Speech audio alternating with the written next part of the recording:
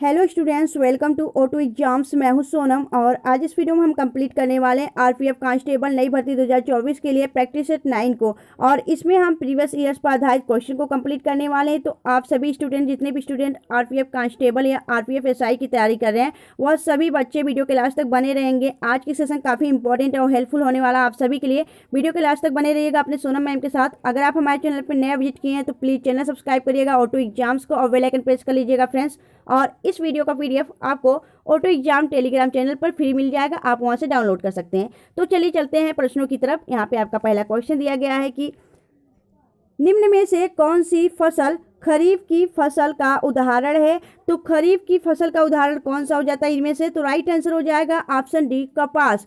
ये जो चना, मटर, गेहूं है, यह सभी आपकी रबी की फसल हो जाती है। और यहाँ आपसे क्वेश्चन पूछा गया है आपकी खरीफ की फसल, तो यह जो आपका कपास है यह खरीफ की फसल हो जाती है। वहीं अगर बात करें कि कपास की बात करें तो कपास सबसे ज़्यादा भारत में किस राज्य में आपका उगाया जाता है? तो राइट आंसर हो जाएगा गुजरात में सबसे ज़्यादा आपका कपास देखने को मिलता है। वहीं बात करें केंद्रीय कपास अनुसंधान संस्थान कहाँ स्थित है? तो यह आपके नागपुर महाराष्ट्र के अंदर स्थित है, याद रखिएगा। ठीक है, चलिए नेक्स्ट देखेंगे अगले क्वेश्चन की तरफ। अगला क्वेश्चन आपका है कि भारत में किसी राज्य की सरकार का प्रमुख कौन होता है? तो भारत में किसी राज्य की सरकार का जो प्रमुख होता है वह राज्यपाल होता है। ठीक है, राज्यपाल आपके राज्य सरकार का प्रमुख होता है, याद रखिएगा। तो आपका राज्यपाल इज द राइट आंसर, राज्यपाल यानी गवर्नर। और अगर बात करें हम कि राज्यपाल का पद किस अनुच्छेद के अंतर्गत है, तो 153 में आपका राज्यपाल के पद का उल्लेख किया गया है कि भारत के राज्यों में आपका एक राज्यपाल होगा, याद रखिएगा। ठीक है, वहीं अगर बात करें इनकी नियुक्ति कौन करता है, तो नियुक्ति की बात की जाए तो यह आपके 155 के अंतर्गत, आर्टिकल 155 के अंतर्गत आपके राज्यपाल की नियुक्ति राष्ट्रपति के द्वारा की जाती है, यह याद रखिएगा। ठीक है, और आप यह भी याद रखिएगा कि एक राज्य का राज्यपाल अन्य राज्यों का भी राज्यपाल बन सकता है। ठीक है, तो मतलब एक राज्यपाल जो है वह आपके कई राज्यों का राज्यपाल बन सकता है। तो यह भी आपका कहा गया है आर्टिकल 153 के अंतर्गत। चलिए चलते हैं नेक्स्ट क्वेश्चन की तरफ, अगले क्वेश्चन की तरफ। अगला क्वेश्चन आपका है कि स्मृति मंधाना निम्नलिखित में से किस खेल से संबंधित है? तो राइट आंसर हो जाएगा आपका स्मृति मंधाना क्रिकेट प्लेयर हो जाती हैं, याद रखिएगा। Cricket is the right answer. Smriti Mandhana Mumbai आपके जो है महाराष्ट्र राज्य से बिलोंग करती हैं, याद रखिएगा। ठीक है, चलिए नेक्स्ट देखेंगे अगले क्वेश्चन की तरफ। अगला आपका है क्वेश्चन कि माउंट एवरेस्ट पर चढ़ने के लिए पर्वतारोहियों को डैश जाने की आवश्यकता होती है। तो माउंट एवरेस्ट पर जो आपकी चढ़ाई करते हैं पर्वतारोही, उनको कहाँ जाने की आवश्यकता पड़ती है? तो याद रखिएगा उन्हें नेपाल जाने की आवश्यकता पड़ती है।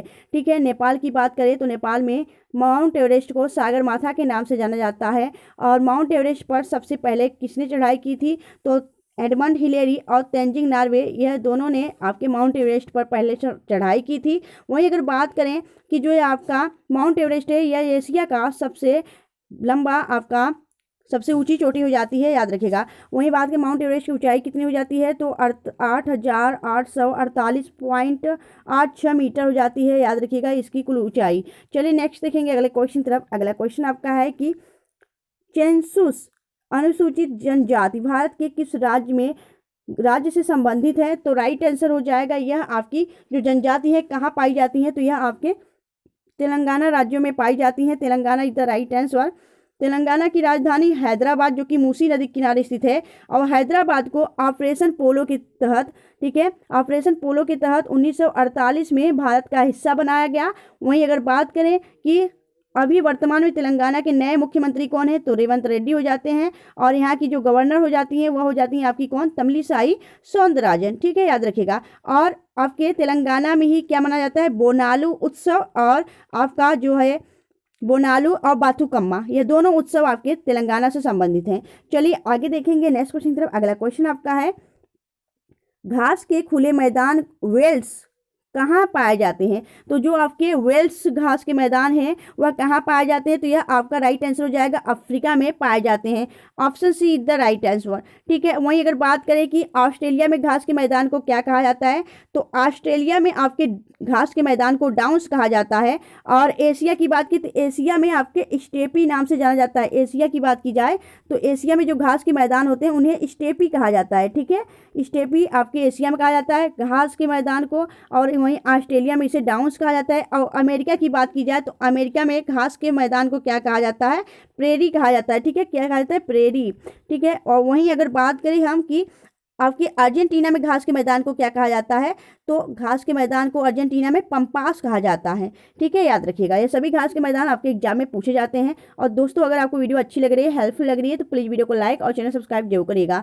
ठीक है, चलिए नेक्स्ट देखेंगे। और इस वीडियो में हम टोटल क्वेश्चन कितने कंप्लीट करने वाले हैं, तो आपके जीके जीएस से संबंधित 50 क्वेश्चन कंप्लीट करने वाले हैं। तो आप लोग 50 क्वेश्चन के लास्ट तक बने रहिएगा। ठीक है, अपने सोनम मैम के साथ। चलिए देखेंगे, नेक्स्ट क्वेश्चन आपका दिया गया है, टेनिस में एक वर्ष में कितने ग्रैंड स्लैम टूर्नामेंट खेले जाते हैं? तो आपका राइट आंसर हो जाएगा आपके कितने खेले जाते हैं, तो टोटल कितने खेले जाते हैं, तो आपका राइट आंसर हो जाएगा 4 खेले जाते हैं। ठीक है, 4 आपके ग्रैंड स्लैम खेले जाते हैं, यह आपने याद रखना है। 4 आपका राइट आंसर हो जाएगा। ठीक है, 4 आपका राइट आंसर हो जाएगा, ऑप्शन ए। ठीक है, कौन कौन से, तो आप याद रखिएगा, Australian open, French open, Wimbledon open और यूएस ओपन। यह आपके 4 ग्रैंड स्लैम टेनिस को जाते हैं जो कि आपके खेले जाते हैं। Option A is the right answer. वहीं टेनिस प्लेयर की बात करें तो कौन कौन से टेनिस प्लेयर हो जाते हैं, जैसे राफेल नडाल फ्रांस के हो जाते हैं, नोवाक जोकोविच सर्बिया को हो जाते हैं। और वहीं बात करें कार्लोस अल्कराज भी आपके टेनिस प्लेयर हैं। तो इन सभी का नाम याद रखिएगा। नेक्स्ट देखेंगे, अगला आपका क्वेश्चन दिया गया है, कौन सा क्षेत्र भूपर्वतीय क्रस्ट और आच्छादन मेंटल को पृथक करता है? तो राइट आंसर हो जाएगा मोह। अब इस क्वेश्चन को आप ध्यान से समझिएगा। ठीक है, पृथ्वी की यह परत होती है। पृथ्वी की कुल कितनी परतें हैं? पृथ्वी की 3 परतें होती हैं। कौन कौन सी? तो क्रस्ट, मेटल और कोर, यह 3 परतें होती हैं। और इन तीनों में से बात की जाए, जो आपकी क्रस्ट और मेटल के बीच में आपकी सीमा बनाती है, उसे मोह कहा जाता है। यही क्वेश्चन आपसे पूछा जा रहा है, तो option A is the right answer. ये कई बार एग्जाम में पूछा गया, इसे आप स्टमक करके याद रखिएगा। ठीक है, चलिए आगे देखेंगे नेक्स्ट क्वेश्चन की तरफ। अगला क्वेश्चन आपका है कि लिपुलेख दर्रा भारत के किस राज्य में स्थित है? तो राइट आंसर हो जाएगा उत्तराखंड में स्थित है आपका लिपुलेख दर्रा। यहाँ पे बात करें तो यहाँ पे कई दर्रे स्थित हैं आपके उत्तराखंड में। जैसे कि बात करें आपके कौन कौन से दर्रे हो जाते हैं, यहाँ पे थागा, माना, नीति, लिपुलेख, यह सभी आपके दर्रे स्थित हो जाते हैं। अभी हाल ही में उत्तराखंड में आपका फूलदेई उत्सव मनाया गया है और अंडूरी मक्खन फेस्टिवल भी आपका यहीं पे मनाया जाता है। उत्तराखंड की बात की, उत्तराखंड की राजधानी देहरादून। उत्तराखंड के वर्तमान में सीएम पुष्कर सिंह धामी हो जाते हैं और अगर गवर्नर की बात करें तो गुरमीत सिंह हो जाते हैं। ठीक है, याद रखिएगा। चलिए नेक्स्ट देखेंगे अगले क्वेश्चन तरफ। अगला क्वेश्चन आपका है कि निम्नलिखित में से बौद्ध धर्म की पवित्र पुस्तक कौन सी है? तो बौद्ध धर्म की जो पवित्र पुस्तक हो जाती है वह कौन सी हो जाती है? तो राइट आंसर हो जाएगा त्रिपिटक, आपका राइट आंसर हो जाएगा। यह आपकी बौद्ध धर्म की पवित्र पुस्तक हो जाती है। ठीक है, त्रिपिटक आप इज द राइट आंसर। चलिए आगे देखेंगे नेक्स्ट क्वेश्चन तरफ। अगला क्वेश्चन आपका है, सॉल्सेट द्वीप भारत के किस राज्य में स्थित है? तो राइट आंसर हो जाएगा, यह आपके महाराष्ट्र राज्य में स्थित हो जाता है आपका।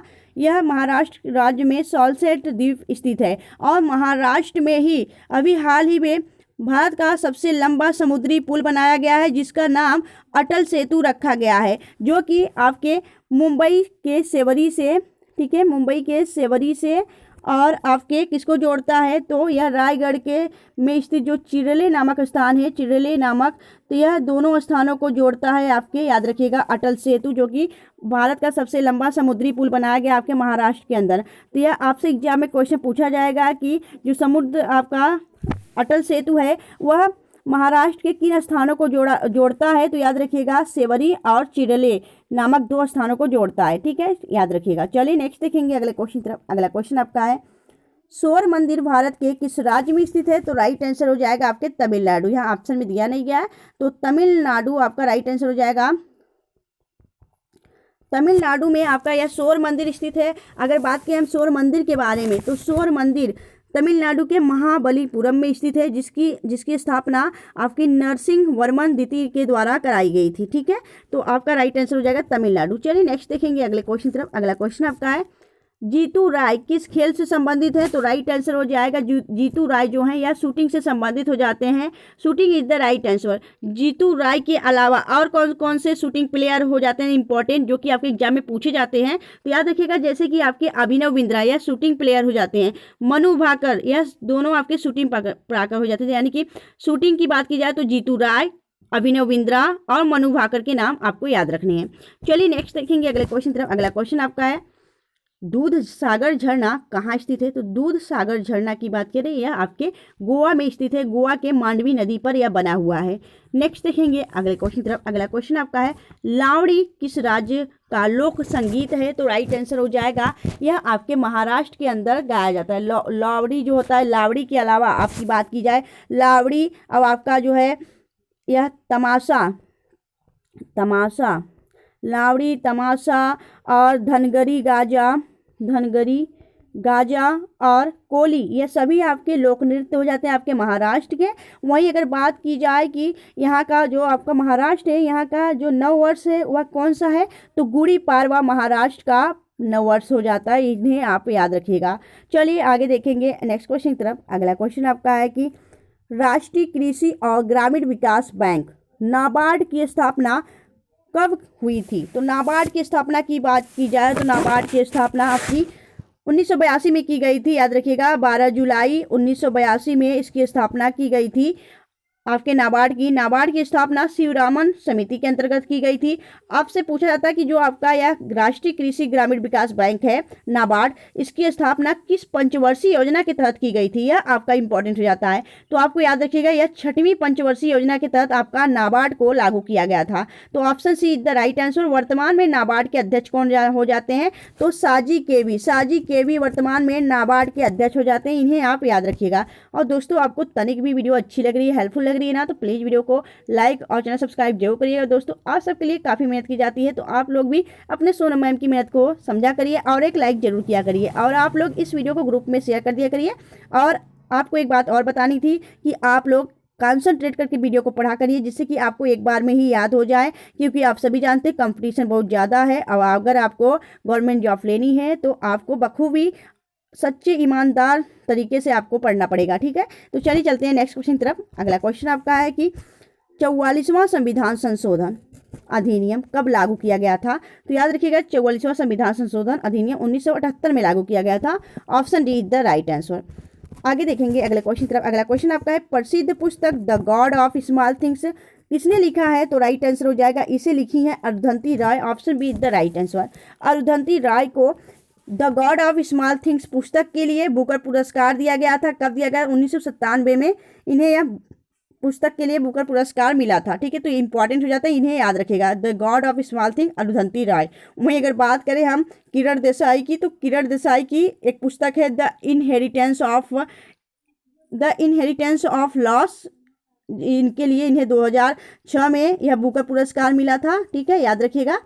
तो इन दोनों को आपको याद रखना है। चलिए नेक्स्ट देखेंगे अगले क्वेश्चन की तरफ। अगला क्वेश्चन आपका है वर्ष 2011 की जनगणना के अनुसार केरल में लिंगानुपात है। तो केरल की कुल लिंगानुपात कितना है? तो 1084 आपका राइट आंसर हो जाएगा। ऑप्शन ए, सबसे अच्छा लिंगानुपात आपका केरल में है। नेक्स्ट देखेंगे अगले क्वेश्चन की तरफ। अगला क्वेश्चन आपका है दाचीगम राष्ट्रीय उद्यान भारत के किस राज्य में स्थित है? तो राइट आंसर हो जाएगा दाचीगम राष्ट्रीय उद्यान आपके जम्मू कश्मीर में स्थित है। यहाँ की बात की जाए तो यहाँ पे दाचीगम जो कि आपके हंगुल के लिए प्रसिद्ध हो जाता है, याद रखिएगा। वहीं अगर बात की दाचीगम के अलावा कौन कौन से और राष्ट्रीय उद्यान स्थित है? तो दाचीगम राष्ट्रीय उद्यान, सलीम अली राष्ट्रीय उद्यान, किश्तवाड़ राष्ट्रीय उद्यान, यह सभी आपके जम्मू कश्मीर में स्थित हो जाते हैं। और जम्मू कश्मीर की बात करें, इसके वर्तमान में लेफ्टिनेंट गवर्नर कौन जाते हैं? तो Manoj Sinha is the right answer, ठीक है। चलिए आगे देखेंगे नेक्स्ट क्वेश्चन की तरफ। अगला क्वेश्चन आपका है किस संविधान संशोधन के अंतर्गत दिल्ली को नेशनल कैपिटल क्षेत्र के रूप में विकसित किया गया है? तो याद रखिएगा कब किया गया था, ठीक है। तो यह आपने बताना है कब किया गया था। इस क्वेश्चन का राइट आंसर हो जाएगा आपका ऑप्शन डी।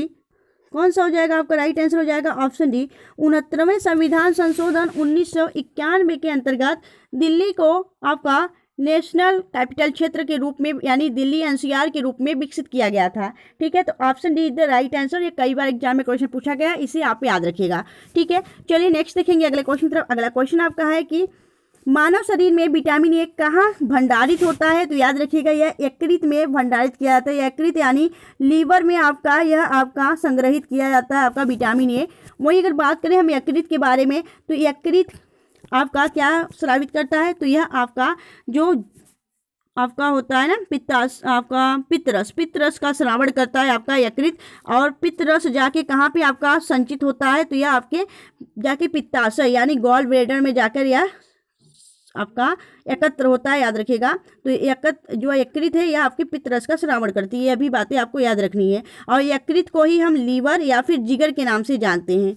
चलिए नेक्स्ट देखेंगे अगले क्वेश्चन तरफ। अगला क्वेश्चन आपका है, हाल ही में किस राज्य की सिल्वर फिलिग्री को जीआई टैग मिला है, तो राइट आंसर हो जाएगा उड़ीसा राज्य के। अभी हाल ही में 7 प्रोडक्ट को जीआई टैग दिया गया है। उड़ीसा में अगर बात करें हम, सिल्वर फिलिग्री को जीआई टैग दिया गया, जो कि आपकी चांदी की नक्काशी है। सिल्वर फिलिग्री क्या है, यह चांदी की नक्काशी की गई है, उसे जीआई टैग दिया गया है। साथ ही अगर बात करें यहीं पे आपके उड़ीसा में ही आपके लाल जो चीटी होती है, लाल चीटी चटनी को जीआई टैग दिया गया है। और आपके एक साल हो जाता है डोंगरिया क्रोध, जो कि जनजातियों द्वारा बनाया गया साल हो जाता है, वहीं पे आपके डोंगरिया क्रोध को जो आपका साल है उसे भी जीआई टैग दिया गया है। तो यह इंपॉर्टेंट आपके जीआई टैग है, उन्हें याद रखिएगा। चलिए नेक्स्ट देखेंगे अगले क्वेश्चन तरफ। अगला क्वेश्चन आपका है, 2011 की जनगणना के अनुसार निम्नलिखित में से भारत में सर्वाधिक बोली जाने वाली भाषा कौन सी है, तो राइट आंसर हो जाएगा हिंदी। हिंदी आपके 2011 की जनगणना के अनुसार यह बताया गया कि भारत में सर्वाधिक आपकी हिंदी बोली जाती है। नेक्स्ट देखेंगे अगला आपका क्वेश्चन दिया गया कि लच्छू महाराज किस शास्त्रीय नृत्य से संबंधित है, तो राइट आंसर हो जाएगा कथक। कथक उत्तर प्रदेश का शास्त्रीय नृत्य हो जाता है, और लच्छू महाराज इसके नृत्यांगना है, इन्हें याद रखिएगा। वहीं अगर बात करें कि लच्छू महाराज के अलावा और कथक नृत्यांगना कौन कौन है, जैसे कि आपके हो जाते हैं कौन कौन, तो शोभना नारायण, चित्रेश दास और लच्छू महाराज, ये 3 आपके फेमस कथक डांसर हैं। चलिए नेक्स्ट देखेंगे अगला क्वेश्चन तरफ। अगला क्वेश्चन आपका है, पुराने संसद भवन का नाम बदलकर क्या कर दिया गया है, तो राइट आंसर हो जाएगा संविधान भवन कर दिया गया। जो पुराना संसद भवन था, आप सभी जानते हैं अभी हाल ही में आपका नया संसद भवन बन चुका है, तो पुराना जो संसद भवन था उसका नाम बदलकर क्या कर दिया गया है, तो संविधान भवन कर दिया गया है। वहीं अगर बात करें हम कि अभी हाल ही में आपके जो आपका राष्ट्रपति भवन है, जिसे हम मुगल गार्डन के नाम से जानते थे, उसका नाम बदलकर अमृत उद्यान कर दिया गया है। और आपके राजपथ जो आपका राजपथ था, राजपथ, उसका नाम बदलकर क्या कर दिया गया है, तो राजपथ का नाम बदलकर अभी हाल ही में आपका कर्तव्य पथ कर दिया गया है, याद रखिएगा। यह सारे आपके इंपॉर्टेंट हो जाते हैं। चलिए नेक्स्ट देखेंगे अगले क्वेश्चन तरफ। अगला क्वेश्चन आपका है कि हल्दी घाटी का युद्ध कब लड़ा गया था। आपसे बात कर रहे हैं यहाँ पे अगर हम युद्धों के बारे में, तो युद्ध जो आपके इंपॉर्टेंट है, यह सभी युद्ध आपके एग्जाम में पूछे जाते हैं। जैसे आपके पानीपत का युद्ध हो गया, हल्दी घाटी का युद्ध हो गया, ठीक है, आपका झेलम का युद्ध हो गया, यह कई बार आपके एग्जाम में पूछे गए। तो इन युद्धों को भी आप लोग एक बार पढ़ लीजिएगा। युद्धों से रिलेटेड हमने यहाँ पे वीडियो पहले से ही डाला हुआ है आपके ऑटो एग्जाम आपके यूट्यूब चैनल पे, तो उसे आप लोग सर्च मार के देख लीजिएगा युद्ध से संबंधित आपकी वीडियो को। चलिए आगे देखेंगे। अगर यहाँ पे हम क्वेश्चन की बात करें, तो हल्दी घाटी का युद्ध जो आपका लड़ा गया था वह कब लड़ा गया था, तो आपका राइट आंसर हो जाएगा आपका 18 जून 1576 में। 18 जून 1576 नहीं होगा, 56 होगा, ठीक है। 18 जून 1576, हाँ, option D is the right answer. 18 जून 1556 में हल्दी घाटी का युद्ध कब लड़ा गया था, तो आपको राइट आंसर हो जाएगा 18 जून 1576 में। यह युद्ध किसके बीच लड़ा गया था, तो यह आपको बता दें दोस्तों कि जो आपके मेवाड़ के राजा महाराणा प्रताप थे और मुगल अकबर की सेना के बीच यह युद्ध हुआ था। यह आपका निर्णायक युद्ध नहीं था, याद रखिएगा। Option D is the right answer.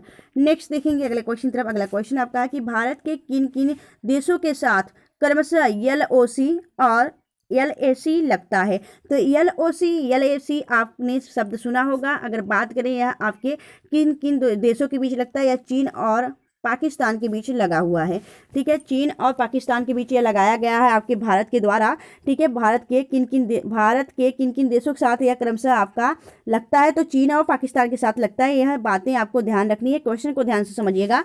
वहीं अगर बात करें हम, जो यह आपका LOC है, ठीक है, LOC किसके बीच लगता है, तो यह भारत और पाकिस्तान के बीच लगता है, यानी इंडिया और आपके पाकिस्तान के बीच ये युद्ध आपका यह आपका लाइन लगता है। अगर बात करें LOC का पूरा नाम क्या हो जाता है, तो line of control. Line of control जो है यह भारत और पाकिस्तान के बीच स्थित है। वहीं अगर बात करें हम LOC की, तो जो यह आपकी LAC है, LAC की बात की जाए तो LAC जो है यह आपके भारत और चाइना के बीच स्थित है, इंडिया और चीन के बीच यह स्थित है आपका LAC। LAC का पूरा नाम क्या हो जाता है, तो LAC का पूरा नाम हो जाता है लाइन ऑफ एक्चुअल कंट्रोल। ठीक है, ये दोनों बातें आपको याद रखनी है। चलिए नेक्स्ट देखेंगे अगले क्वेश्चन तरफ। अगला क्वेश्चन आपका है कि निम्नलिखित में से संविधान का कौन सा अनुच्छेद नए राज्यों के गठन से संबंधित है? तो नए राज्यों का जो गठन से संबंधित आपका हो जाता है आर्टिकल हो जाता है आपका अनुच्छेद 3। अनुच्छेद 3 इज द राइट आंसर। चलिए आगे देखेंगे अगले क्वेश्चन तरफ। नेक्स्ट क्वेश्चन आपका है कि खुआंग किस राज्य का पारंपरिक संगीत वाद्य यंत्र है? तो राइट आंसर हो जाएगा या मिजोरम राज्य का हो जाता है पारंपरिक संगीत वाद्य यंत्र खुआंग।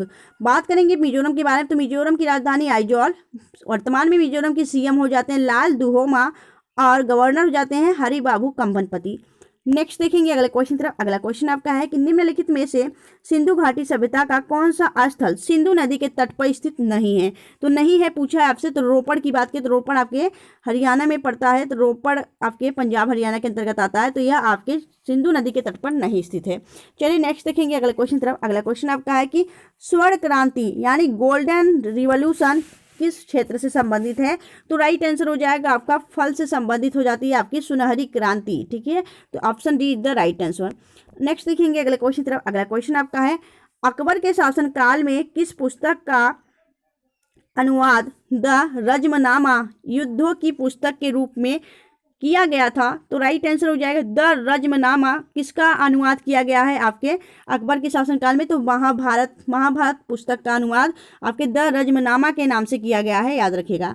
नेक्स्ट देखेंगे अगला क्वेश्चन तरफ। अगला क्वेश्चन आपका है कि किस पंचवर्षीय योजना के अंतर्गत 5 भारतीय प्रौद्योगिकी संस्थान आपके स्थापित किए गए थे?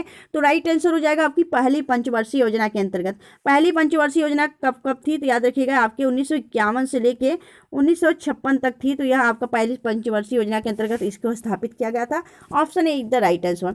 नेक्स्ट देखेंगे अगला क्वेश्चन आपका है कि हुमायूंनामा डैश द्वारा लिखी गई थी? तो हुमायूंनामा गुलबदन बेगम के द्वारा लिखी गई थी, याद रखिएगा। अगर बात करें हम गुलबदन बेगम के बारे में, तो गुलबदन बेगम जो थी यह आपकी हुमायूं की जो थी बहन थी, और यह बाबर की बेटी थी। बाबर की बेटी हुमायूं की बहन, जो कि आपके इसमें हुमायूंनामा में हुमायूं के जीवन चित्रण का उल्लेख किया गया है, तो Gulbadan is the right answer आपका।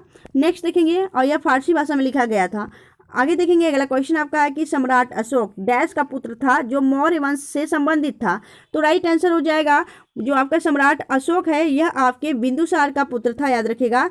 बिंदुसार का पुत्र था, Bindusara is the right answer. अगर बात करें हम सही क्रम क्या है आपके मौर्य वंश का, तो सही क्रम यह हो जाता है जैसे पहले चंद्रगुप्त थे, चंद्रगुप्त मौर्य के बाद बिंदुसार आया, बिंदुसार के बाद अशोक आया, और अशोक के बाद आपका दशरथ आया था, तो यह आपका सही क्रम हो जाता है। आपसे पूछा जाता है कि आप जो है आपका मौर्य वंश का सही क्रम आपका चूज करना रहता है, तो उसे आप चूज कर लेंगे। नेक्स्ट देखेंगे अगला आपका है कि चीनी यात्री हुएनसांग किसके शासनकाल में भारत आया था? तो जो चीनी यात्री हुएनसांग था यह आपके हर्षवर्धन के शासनकाल में भारत आया था। ठीक है, यह एक चीनी यात्री हो जाता है। वही अगर बात करें इसकी पुस्तक क्या थी, जो आपका यह हुएनसांग आया था हर्षवर्धन के शासनकाल में, इसकी पुस्तक आपसे कई बार एग्जाम में पूछा गया है, तो याद रखिएगा सी यू की नामक इसने पुस्तक लिखी थी, याद रखिएगा। चलिए नेक्स्ट देखेंगे अगला क्वेश्चन आपका है कि विक्रमादित्य किस प्रसिद्ध गुप्त शासक का अन्य नाम है? तो विक्रमादित्य जो आपका चंद्रगुप्त द्वितीय था, option be the right answer. Chandragupta द्वितीय ने ही विक्रमादित्य की उपाधि धारण की थी, तो यही आपका राइट आंसर हो जाएगा ऑप्शन बी। और चंद्रगुप्त द्वितीय के शासनकाल में कौन भारत आया था? याद रखिएगा चीनी बौद्ध यात्री फयान भारत आया था, याद रखिएगा आपके किसके शासनकाल में? चंद्रगुप्त द्वितीय यानी विक्रमादित्य के शासनकाल में। यह कई बार आपके एग्जाम में क्वेश्चन पूछे जाते हैं, तो इन्हें आप लोग याद कर लीजिएगा। नेक्स्ट देखेंगे अगला आपका है कि 3 कठिया प्रथा का संबंध किस आंदोलन से है? तो राइट आंसर हो जाएगा आपका चंपारण आंदोलन, जो कि आपके बिहार से संबंधित हो जाती है। 1917 में आपका शुरू किया गया था, या 3 कठिया प्रथा से संबंधित हो जाती है। 3 कठिया प्रथा आपके नील की खेती से ली जाती थी, ठीक है। और जो आपका महात्मा गांधी का प्रथम सत्याग्रह था वह आपके चंपारण से ही शुरू हुआ था 1917 में। नेक्स्ट देखेंगे अगले क्वेश्चन तरफ। अगला क्वेश्चन आपका है सूचना के अधिकार का प्रयोग सर्वप्रथम किस राज्य में किया गया? तो राइट आंसर हो जाएगा यहाँ पे राजस्थान में। राजस्थान में आपका जो सूचना का अधिकार यानी राइट टू इंफॉर्मेशन जो है यह आपके राजस्थान में पहली बार लागू किया गया था। और इसकी शुरुआत कब की गई थी? तो इसकी शुरुआत की गई थी 12 अक्टूबर 2005 को इसकी शुरुआत की गई थी, ठीक है। आपसे पूछा जाएगा कि यह पहली बार सर्वप्रथम किस राज्य में लागू किया गया था, तो Rajasthan is the right answer. Next देखेंगे, अगला क्वेश्चन आपका है, दुनिया की सबसे लंबी नदी मानी जाने वाली अमेजन नदी, जिसकी लंबाई 6400 किलोमीटर है, डैश के उत्तरी भाग में स्थित है, या किसके उत्तरी भाग में स्थित है, तो दक्षिण अमेरिका के उत्तरी भाग में स्थित हो जाती है, तो दक्षिणी अमेरिका आपका राइट आंसर हो जाएगा।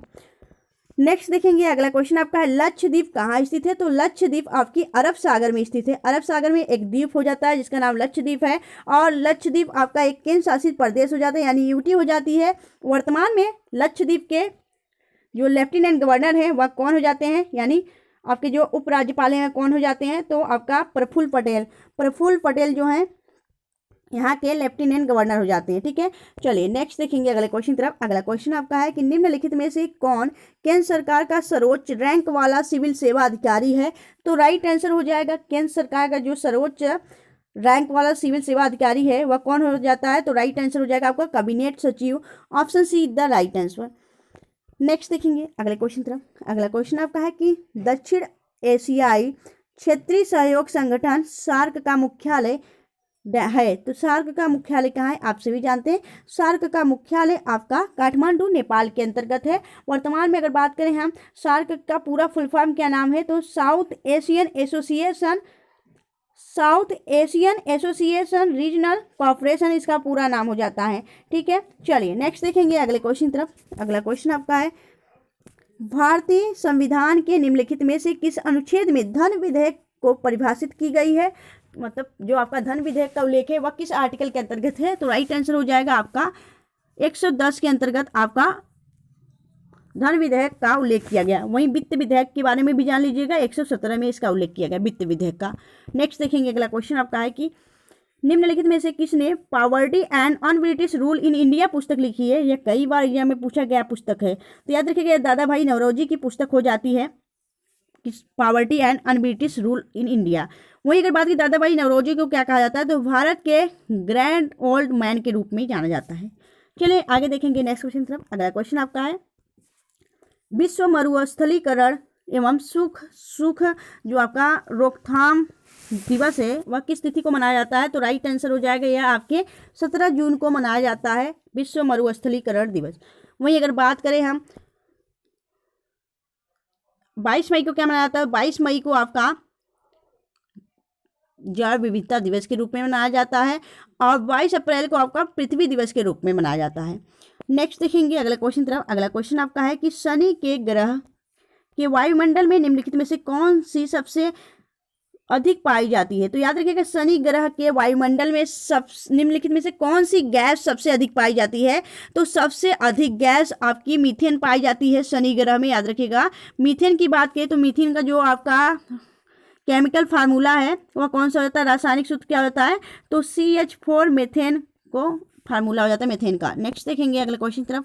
अगला क्वेश्चन आपका है, चंद्रयान 3 को किस रॉकेट लॉन्चर से लॉन्च किया गया था, तो याद रखिएगा जो आपका चंद्रयान 3 है, चंद्रयान 3 को आपके LVM-3 M4 से लॉन्च किया गया था। कब लॉन्च किया गया था, 14 जुलाई 2023 को लॉन्च किया गया था आपके, और पहुंचा कब गया था, या पहुंचा था आपके 23 अगस्त को पहुंचा था। ठीक है, 23 अगस्त को चंद्रमा के साउथ पोल पे पहुंचा था, याद रखिएगा। और अगर बात करें हम साउथ पोल पे पहुंचने वाला, भारत पहला आपका देश बन जाता है चंद्रमा के साउथ पोल पे पहुंचने वाला। वहीं अगर बात करें हम 23 अगस्त को क्या मनाया जाता है, तो 23 अगस्त को नरेंद्र मोदी जी के द्वारा कहने पर इन्हें 23 अगस्त को आपका राष्ट्रीय अंतरिक्ष दिवस के रूप में मनाया जाएगा। वहीं अगर बात करें कि जहाँ पे यह जिस स्थान पे आपका चंद्रयान पहुंचा था उस स्थान को क्या कहते हैं, तो शिव शक्ति पॉइंट के नाम से उस स्थान को जानते हैं, याद रखिएगा।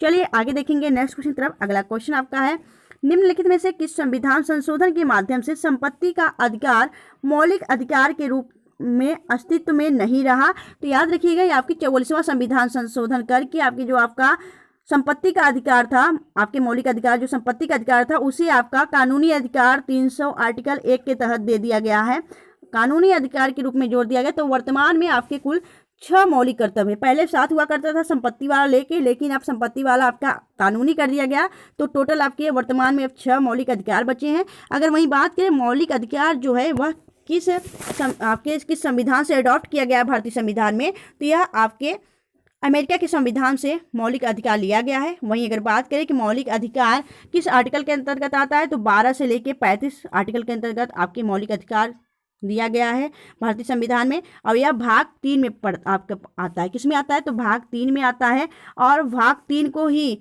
भारत का मैग्ना कार्टा कहा जाता है। तो याद रखिएगा, ये सारी बातें आपको इस क्वेश्चन के अंतर्गत यहाँ पे हमने बताया है। तो ये सारी आपके इंपॉर्टेंट हो जाते हैं, बातें आपको याद रखनी है, ठीक है, क्योंकि आप प्रिपेयर हो रहे हैं एग्जाम के लिए, तो आपको सारी बातें याद होनी चाहिए, ठीक है फ्रेंड्स। तो आपको वीडियो कैसी लगी आप हमें कमेंट सेक्शन कमेंट करके जो बताइएगा। अगर आपको वीडियो अच्छी लगी हो, हेल्पफुल लगी हो, तो प्लीज़ वीडियो को लाइक करिएगा और चैनल को सब्सक्राइब करिएगा। और अगर आप इस वीडियो पे नए थे तो वीडियो को आप लोग चैनल को सब्सक्राइब कर लीजिएगा, और इस वीडियो को आप लोग ग्रुप में शेयर कर दिया करिए, ठीक है फ्रेंड्स। और इस वीडियो का PDF आपको ऑटो एग्जाम टेलीग्राम चैनल पर फ्री मिल जाएगा, आप वहां से डाउनलोड कर लीजिए फ्रेंड्स, ठीक है। मिलेंगे आपसे नेक्स्ट वीडियो में, तब तक के लिए bye bye and thanks for watching, keep smiling.